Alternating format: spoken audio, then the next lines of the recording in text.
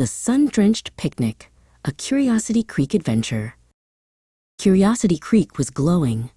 The July sun turned the meadows into a sea of dancing gold, and the air hummed with the sound of happy grasshoppers. Pip the Possum sat on his porch, fanning himself with a wide green leaf. "Today," Pip declared, "is the perfect day for a picnic at the sparkling spring." He grabbed his favorite wicker basket, ready to fill it with the best treats the creek had to offer. Pip had to be careful. His basket was small, and the walk to the spring was long. He carefully packed 3 juicy peaches, a bundle of sweet clover, and a jar of sparkling honey. "I must save some space," he whispered to himself, "just in case." He added a large, sturdy burdock leaf to act as an umbrella. The basket looked full to the brim, but Pip was ready for his adventure. As Pip trotted down the dusty diamond path, he saw Silas the turtle sitting very still under a wilted dandelion. Silas looked quite dusty, and his shell felt as warm as a baked stone. "Hello, Silas," Pip called out. "Are you coming to the spring?" Silas sighed slowly. "I would love to, Pip, but the sun is too bold today, and I have no shade to carry with me." Pip looked at his basket. He had brought the burdock leaf for himself, but Silas needed it more. Pip reached in and held the giant leaf over Silas's head. The shade was instant and cool. "We can share it," Pip suggested. "If you walk beside me, the leaf will cover us both." Silas's eyes brightened, and the 2 friends began to move together, a small patch of green shade moving through the gold. High above, a flash of blue caught the light. Azu the blue jay landed on a fence post, her wings drooping in the heat. "It's a long flight to the water," Azu chirped weakly. "I know a shortcut through the whispering willows, but I've used all my energy just getting this far." Pip looked at his peach supply. He had planned to eat all 3 himself, but he saw that Azu was in need.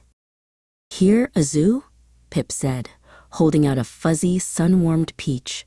"This will give you the energy you need." Azu took a bite, and the sweet juice made her feathers perk up instantly. "Thank you, Pip. That is the most refreshing treat in all of Curiosity Creek."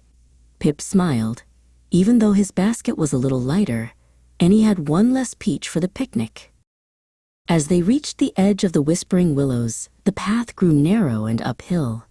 Pip was getting tired from carrying the basket, and Silas was moving slowly. "Let's work together," Azu suggested. She flew down and grabbed one side of the handle with her beak, while Silas used his strong shell to nudge the basket forward from behind. By managing their strength, the heavy load felt much lighter. Finally, the sound of bubbling water filled the air. They stepped out of the trees to find the sparkling spring. The water danced over smooth blue stones, sending tiny, cool droplets into the air. "We made it," Pip cheered. The meadow here was lush and green, protected from the heat by tall, ancient trees that stood like guardians around the water's edge.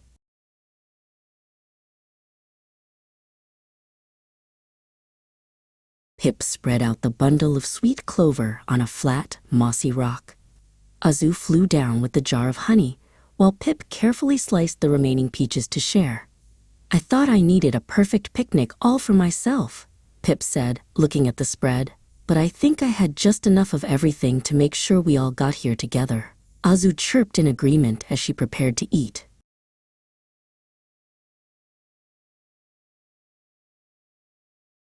The 3 friends sat by the water as the sun began to dip low, turning the creek into a ribbon of fire and silver. Pip leaned back against a soft patch of moss, feeling full and happy. He had shared his shade, his food, and his basket, and in return he had found the best way to manage a long journey with friends. Curiosity Creek was quiet now, cooled by the evening breeze.